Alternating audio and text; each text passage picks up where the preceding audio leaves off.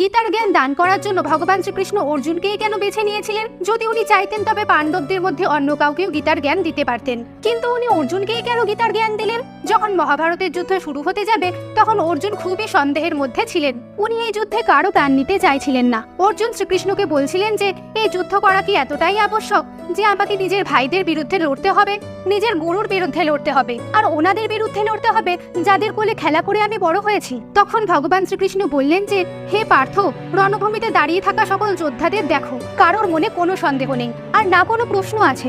সকলেই এখানে আত্মবিশ্বাসে পূর্ণ। দুর্যোধনের দিকে দেখো, ও জানে যে ওর ধর্ম বলে যে যে রাজপাট আমি জয় করে ফেলেছি তা আমি কোনো পরিস্থিতিতেই যেতে দেব না। ভীষ্ম পিতামহকে দেখো, উনি ওনার দেওয়া প্রতিজ্ঞায় আবদ্ধ। উনি কথা দিয়েছিলেন যে হস্তিনাপুরের রাজসিংহাসনে যে বসবে উনি সর্বদা তার সাথেই থাকবেন। অর্জুনের মন থেকে সন্দেহ এবং নেতিবাচক প্রশ্ন দূর করবার জন্যই ভগবান শ্রীকৃষ্ণ গীতার জ্ঞান অর্জুনকে দিয়েছিলেন।